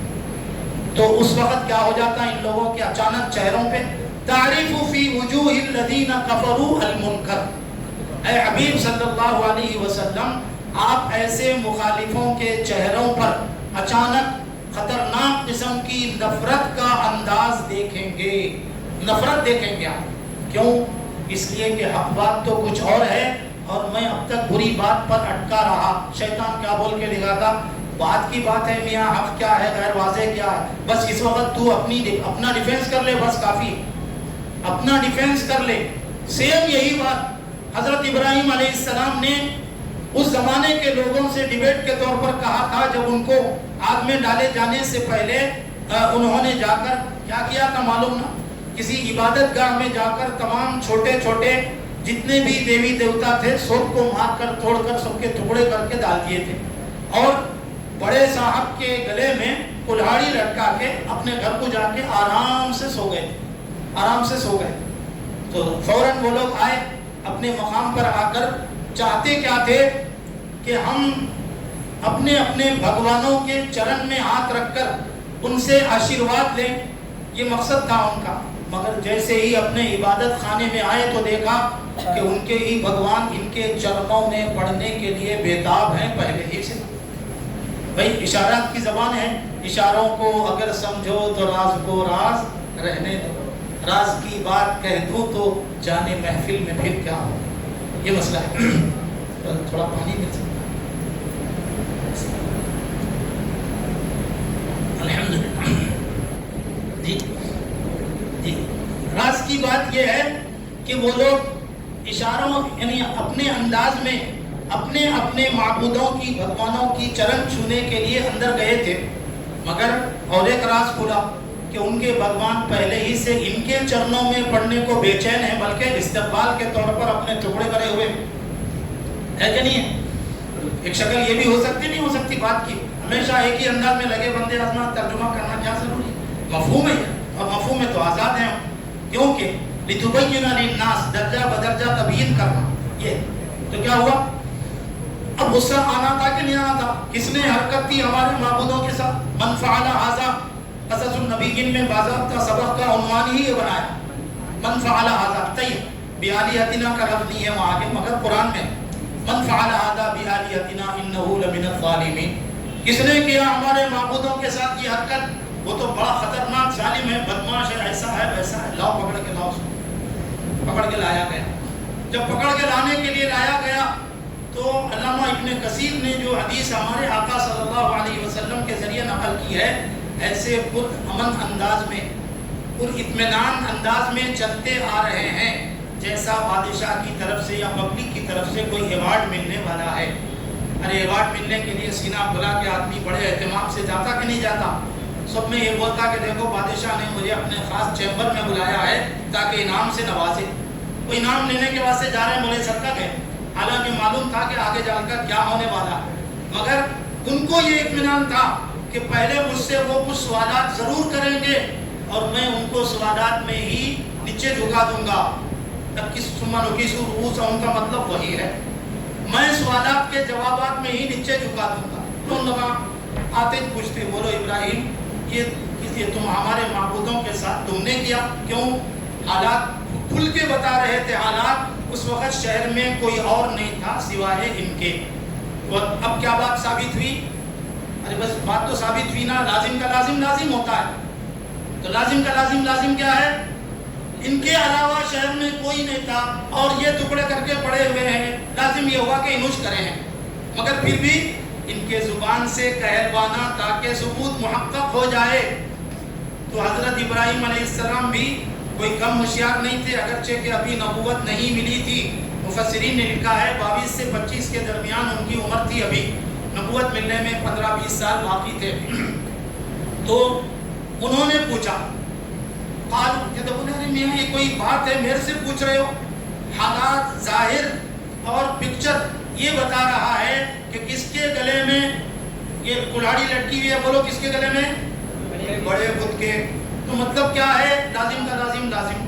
بڑے بت صاحب کی طرف سے چھوٹے بتوں کے لیے کوئی آرڈر ایشو ہوا، کوئی آرڈر بولے انہوں، چھوٹے بتاں ان کی بات ماننے سے انکار کرے تو بڑے بت صاحب غصے میں آ کے سب کو مار ڈال کے جہاں کہاں پھر اپنے حساب میں آ کے کھڑے ہو گئے. کیا غلط بات بول رہا ہوں میں؟ بلکہ پوچھو الٹا قوم کے لوگوں سے پوچھے، بولو میری بات غلط ہے کیا؟ بولے بات تو غلط نہیں ہے مگر سوچنے کا وہ معیار غلط ہے جس معیار سے ہم سوچتے ہیں. بولے کیا معیار سے سوچتے ہیں آپ؟ بولو. بولے پتھر کے بنے ہوئے بت ہیں، یہ بات ہی نہیں کر سکتے نا میاں. جا کے انہیں جا کے سب کو مار کے توڑ کے پھر آ کے اپنے گلے میں کلاڑی ڈال کے پھر بے جان بن کے کھڑے ہو گیا. تمہاری بات سمجھ میں آتی؟ ارے واہ، میں یہیں پہ تو تم کو لانا چاہ رہا تھا. بولے اسی موقف پہ لانا چاہ رہا تھا کہ جب نہ انہیں چلتا ہے پھرتا ہے، اپنے انکار کرنے والے کو غصے میں بھی نہیں آ سکتا، بڑا ہو کر اتنا بھی نہیں کر سکتا، تو پھر آخر دو ہاتھ جوڑ کر اس سے تم مانگتے کیوں ہو؟ یہ مسئلے میں آ کے سمن ہوکیسو علی رؤوسہم، منڈیاں سب نیچے ڈالی. اپنی حیدرآبادی اردو میں شرمندگی سے منڈیاں نیچے ڈال لیے. یہ ترجمہ ہو سکتا نہیں ہو سکتا مفتی صاحب؟ ہو سکتا ہے. سمن ہوکیسو علی رؤوسہم. پھر اوپر سے بولے لقد علمت ما ہؤلاء ينطقون. اے ابراہیم یہ بات اچھی طرح آپ جانتے ہیں کہ ان لوگ بات کرنے پر ہی قدرت نہیں رکھتے، چاہے کہ اپنے سے چھوٹے لوگوں کو ٹکڑے کرنے پر قدرت رکھتے ہو. ایسا کیسا ہو سکتا ہے؟ یہ تو جس طرح اس زمانے کے لوگوں نے حضرت ابراہیم علیہ السلام کے سامنے جو جوابات سوالات کیے، آج کل کے لوگ بھی اس طرح کے کرتے ہیں. ایک لبرل نہیں بلکہ ایک نام مسلم اتفاقاً میرے سامنے بھی بات آئی. تو ان کی آ کر بولنے والا غنیمت ہے، وہ لبرل مسلمان نہیں تھا، ہمارے ساتھ میں اٹھنے بیٹھنے والا نوجوان تھا. اس نے کہا کہ مول صاحب ایک آدمی ہے جو بول رہا ہے میاں تم ہر سال کتنے جانور ذبح کرتے اللہ کے نام پر؟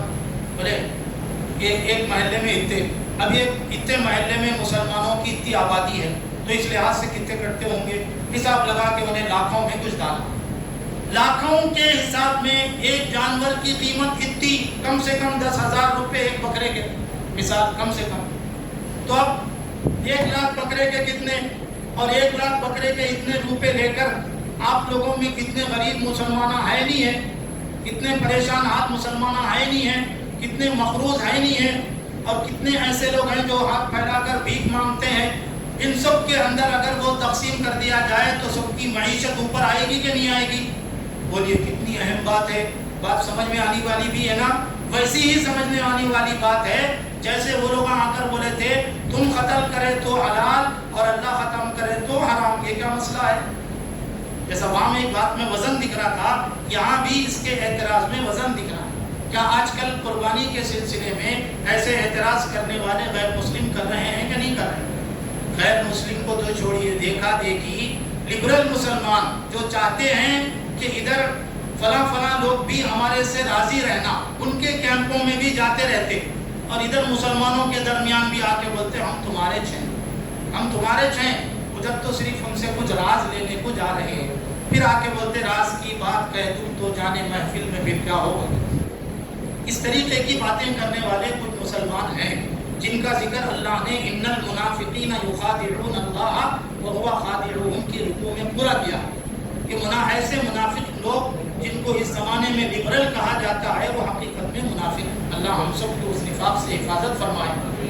تو ویسے منافق حضرات کے بولنے کے اعتبار سے کہ اب ان کا سمجھانے والے مسلمان، عام مسلمان کیا سمجھ بیٹھتا معلوم ہو بھائی ہمارے مسلمانوں میں کمزور پریشان حال بھیک مانگنے والے غریب مسلمان جو بھیک نہیں مانگتے، 2-3 وقت کی روٹی نہیں کھا کر بھی سوتے ہیں، بڑے فاقہ کرنے والے لوگ بھی ہیں.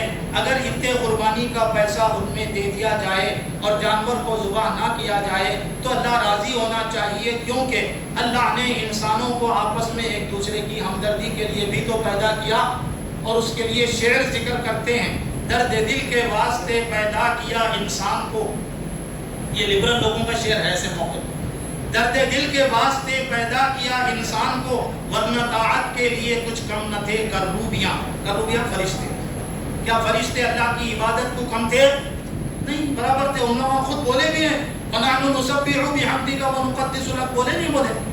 ارے اللہ یہاں کائی کو پیدا کر رہے ہیں انسانوں کو، ہم کیا آپ کی تسبیح تقدیس نہیں کر رہے ہیں؟ آپ کی عبادت میں کوئی کمی کر رہے ہیں ہم لوگ؟ پھر کیوں پیدا کرنا چاہتے ہیں؟ وہ لوگ بھی آبجیکشن کرے تھے اس معاملے. آبجیکشن کا لفظ بولتے ہیں. میرے کو ایک صاحب آ کے بولے نہیں آبجیکشن کے لفظ کے بجائے اعتراض بولنا بہتر تھا. دونوں میں فرق کیا ہے؟ آبجیکشن کا لفظ بولے تو امت کے اکثر لوگوں کے دماغ میں گیا. اعتراض کا لفظ بولے تو بہت سارے لوگ بولتے کیا ہی بولے مول صاحب بول کے بات کو ختم نہیں سمجھتے ہی نہیں تھے. تو فرشتوں نے بھی تو اعتراض کیا تھا ہم آپ کی عبادت کے لیے کافی نہیں ہیں کیا؟ پھر کیوں پیدا کرنا چاہتے ہیں اس نئی مخلوق کو؟ تو اللہ نے کیا فرما کر مسئلے کو ختم کیا؟ انی عالم ما لا تعلمون، میں جانتا ہوں جو تم نہیں جانتے. ہم جو اس مخلوق سے جو ہم اختیار کی بنیاد پر عبادت کروانا چاہتے ہیں وہ تم میں اختیار والی صفت ہے ہی نہیں. تم تو مجبور ہو، ہماری عبادت کے لیے تم مجبور ہو. لیکن جس انسان نام کی مخلوق کو ہم عبادت کروانا چاہتے ہیں اختیار دے کر کروانا چاہتے ہیں. اب اختیار دینے میں کچھ شیطان آ کر ایسے انداز میں وسوسے ڈال کے قربانی کی عبادت سے، جانوروں کی قربانی سے ہٹا دینا چاہتے ہیں. اور ان دنوں میں پیسہ جمع کر کے غریبوں میں اور چھوٹے اور غریب عورتوں کی لڑکیوں کی شادیوں میں ان کے جوڑوں کی رقموں میں، جوڑوں کی رقم سب حلال ہے نا سب یہ چیزیں؟ ہاں، جوڑے کی رقم حلال ہے. جوڑوں کی رقموں میں اور گھوڑے پہ بٹھا کے لانے میں، فلاں میں، اس میں اس میں دے دینا. اچھا مت صاحب یہ قربانی کرنے سے تو وہ بہتر ہے. سمجھنے والا ایسا مسلمان جو سادہ لوح ہوتا ہے، سادگی والا ہوتا ہے، وہ سمجھتا ہو بات تو ذرا دل میں اتر بھی، وزندار انداز میں اتر بھی. ایسے اتارنے والے اس دور میں ہے یا نہیں ہے؟ اب ایسے اتارنے والوں کو آپ خبر میں اتارنا، یا کم از کم جوابات کی خبر میں تو اتارنے کے لیے آپ جیسے علماء حضرات کا ہونا ضروری ہے۔ ہمیشہ زمین کی خبر میں اتارنا اصل نہیں ہے، جوابات کی خبر میں اتارنا۔ جیسے حضرت ابراہیم علیہ السلام پوری پبلک کے منڈیاں نیچے کرا دیے تھے، جواب کی خبر بنا کے ان سب کو اتار دیا تھا، کرے تھے کہ نہیں کرے تھے؟ کیا مسلمان اس دور میں حضرت ابراہیم علیہ السلام کے جیسا کام کرنا چاہیے یا نہیں؟ بلکہ ہم تو نحن علی ملت ابراہیم ہیں، ملت ابیکم ابراہیم ہوا سماکم المسلمین، انہوں نے تو ہمارا نام مسلمان رکھا ہے۔ اور حضرت ابراہیم علیہ السلام کا سلام اس امت کو ہمارے آقا صلی اللہ علیہ وسلم کے توسط سے آیا بھی ہے، کوئی معمولی بات نہیں ہے۔ تو حضرت ابراہیم کے نقش قدم پر چلنے کے لیے اب ضروری ہے۔ آخر میں علامہ اقبال کا ایک شعر، اس پر بات اپنی ختم۔ آج بھی ہو اگر ابراہیم سا ایمان پیدا، آگ کر سکتی ہے انداز گلستان پیدا۔ کیا مطلب؟ آج بھی اگر ہم اس طرح کے ماحول میں، جس طرح کے ماحول میں لوگ کلمہ پڑھنے، نمازاں پڑھنے، اب آج کل بولوں کیا ہو گیا، کسی بھی زمانے 10 سال پہلے، 5-6 سال پہلے تک پیٹرول پمپ پہ یہاں وہاں جاتے جاتے رستے میں کہیں بھی نماز پڑھنے کے لیے اجازت مانگے، حتیٰ کہ غیر مسلموں کی ہوٹل میں بھی اجازت مانگے تو پڑھو صاحب بول کے بولتے تھے۔ آج کل پڑھ سک رہے نہیں؟ بولیے ماحول ایسا بنا۔ اب ایسے ماحول میں کیا ابراہیم علیہ السلام کی سنت ہمارے لیے دعوت دے رہی کہ نہیں دے رہی؟ دے رہی، دعوت دے رہی۔ آج بھی ہو اگر ابراہیم سا ایمان پیدا، جبکہ حضرت ابراہیم کا ایمان نبی بننے سے پہلے کا تھا۔ آج جو گلستان بنی ہے نبی بننے کے بعد بنی ہے؟ حضرت کیا ہے مسئلہ؟ نبی بننے کے بعد بنی ہے؟ نہیں، 21-22 سال کے تھے بتاتے ہیں عمر کے حساب سے۔ نبی بننے سے پہلے کا ایمان تھا۔ نبی بننے کے ایمان میں تو اور بھی ترقیات آ گئی، مگر حضرت علامہ اقبال ہم کو جو دعوت دے رہے ہیں ان کے نبی بننے سے پہلے ایمان کے انداز کی دعوت دے رہے ہیں کہ اس ماحول میں اگر مسلمان تھوڑا آنکھ اٹھا کے حوصلہ افزائی کے ساتھ، ہمت کے ساتھ، علمی سوالات کو، علمی جوابات کے ساتھ، علمی سوالات کے ساتھ، ہمت کے ساتھ زندگی گزاریں گے، انشاءاللہ جس طرح اللہ تعالیٰ نے اس زمانے کے آگ کو اللہ نے حضرت ابراہیم کے لیے گلنار بنایا تھا، دوسروں کے لیے نہیں بنایا۔ آپ کے لیے بھی اس ماحول میں انشاءاللہ مسلمان بن کر رہنا آپ کے لیے آسان رہے گا، لبرل مسلمانوں کے لیے آسان نہیں رہے گا۔ یہ مسئلہ ہے، یہ بات سمجھ میں آتی کیوں؟ اکثر و بیشتر دیکھنے میں آیا کہ وقتاً فوقتاً جب کبھی کوئی ایسی مصیبت آتی ہے جس میں مسلمانوں کو اپنی جان سے ہاتھ دھونے کے حالات بنتے ہیں، تو اس میں پکے ایمان والے تو الحمدللہ اپنے موقف پر مضبوط اڑے رہتے اور اس کی وجہ سے اللہ کی مدد ان کے لیے شامل حال ہوتی ہے۔ اور اس کے بالمقابل ڈاما ڈول بھلمل یقین بولتے ہیں۔ یقین کے 4 درجے بول کے سنے ہوں گے آپ، 3 درجے تو قرآن کے، ایک درجہ ہمارے طرف سے بنایا ہوا۔ علم الیقین، عین الیقین، حق الیقین ہے، قرآن کے 3 درجے ہیں یہ۔ اب اس کی تفصیل میں جانا نہیں ہے، مثال سمجھانا نہیں۔ 4تھا درجہ ہے بھلمل یقین، اور وہ بات کھل کر ہے سمجھ میں آتا میرے جیسے آپ کے جیسے لوگوں کا، ہوتا کی نہیں کی، ہے کی نہیں کی، اللہ ایک ہے بول کے بولتا پہلے، اس کے بعد ہے کی نہیں کی بول کے بولتا۔ کون بولتا یہ آپ سب کو اچھی طرح معلوم، یہ بھی اشاروں کو اگر سمجھو تو بات کے راز کو راز رہنے دو۔ پہلے اللہ ایک ہے اس طریقے سے بولتا، ہے کی نہیں کی بول کے پھر بعد میں ہے کی نہیں کی پہ چلتے رہتے۔ تو کیا نعوذ باللہ ہم بھی وہی عقیدے پہ چلیں گے؟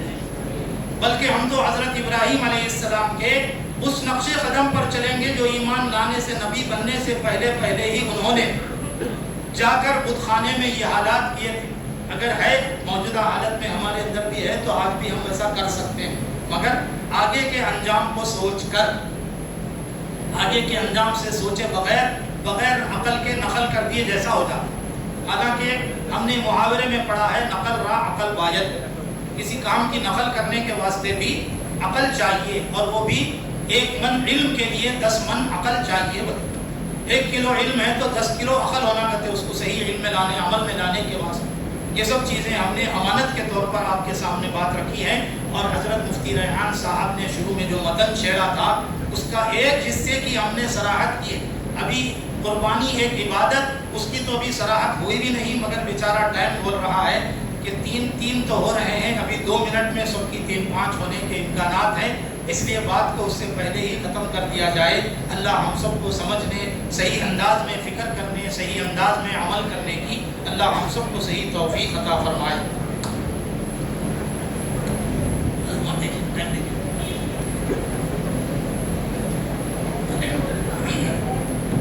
الحمدللہ رب العالمین والصلاة والسلام علی سید الانبیاء والمرسلین۔ ربنا ظلمنا انفسنا وإن لم تغفر لنا وترحمنا لنكونن من الخاسرین۔ اے اللہ، یقیناً ہم خطا کار ہیں، بڑے گنہگار ہیں۔ مولا، ہم نے اپنے عقل کو اور آپ کی دی ہوئی سمجھ اور صلاحیت کو ہم نے صرف دنیا میں لگانے کو اہم سمجھا، حالانکہ آپ نے دین کی باتوں میں بھی عقل لگانے کا حکم دیا اور قرآن مجید میں بار بار ہماری عقل کو چیلنج کیا۔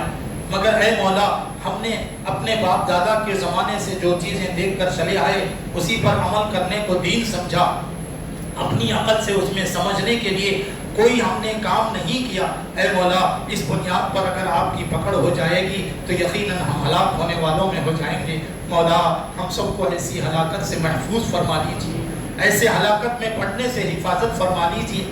مولا، جس طریقے کا ماحول حضرت ابراہیم علیہ السلام کے زمانے میں تھا، سامنے والے اعتراضات کرتے تھے اور وزندار باتیں کہتے تھے، مولا اس دور کے باطل لوگ بھی ایسے ہی وزندار باتیں کہہ کر امت محمدیہ کے لوگوں کو ایمان سے ہٹانا چاہتے ہیں۔ اے مولا، اس معاملے میں ہماری مدد فرما، اس معاملے میں ہم کو اپنی عقل اور آپ کی طرف سے دی ہوئی توفیق کی بنیاد پر ہمت کرنے کی، شجاعت کے ساتھ آگے بڑھنے کی توفیق عطا فرما۔ مولا، ہمتوں کے ساتھ آگے بڑھ کر ہم کو ان کے سامنے ان کے جوابات کی خبر میں اتارنے کی توفیق نصیب فرما۔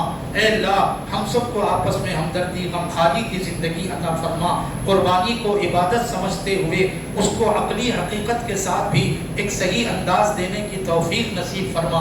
اے اللہ، ہر معاملے میں، جان میں، مال میں، عقل میں، جذبات میں، ہر معاملے میں قربانی دینے کا جذبہ ہمارے اندر نصیب فرما۔ ہر قسم کی تمام خرابیوں سے حفاظت فرما، تمام شرور و فتن سے ہم سب کی حفاظت فرما۔ بالخصوص اس وقت امت مسلمہ پر جو ہندو بنانے کے حالات یا وقف ترمیمی بل کے ذریعے جو حالات یا اس سے ہٹ کر اور بھی مختلف قسم کے حالات کے ذریعے سے ہم کو تزلزل میں لانے کی کوشش کی جا رہی ہے، اے مولا ہم کو ایمان میں اتنا ہی ہمت والا بننے کی توفیق عطا فرما، اتنا ہی طاقتور بننا ہم کو آسان فرما۔ دلائل کی روشنی میں، قرآن پاک پر غور و فکر کی روشنی میں اور آپ سے توفیق مانگتے رہنے میں اے مولا ہم سب کو مرتے دم تک اسی عنوان پر زندہ رہنا نصیب فرما، اور جب ہمارا آخری وقت آئے تو ہماری زبانوں پر کلمہ جاری فرما۔ اے اللہ، ہماری ان ٹوٹی پھوٹی دعاؤں کو اپنے فضل و کرم سے بے حد قبول فرما۔ وصلی اللہ تعالی علی خیر خلقہ سیدنا محمد وآلہ واصحابہ اجمعین برحمتک یا ارحم الراحمین والحمدللہ۔ جزاکم اللہ احسن الجزاء۔ اگر کسی کو دل کو تکلیف ہوئی ہے تو میں معذرت خواہوں۔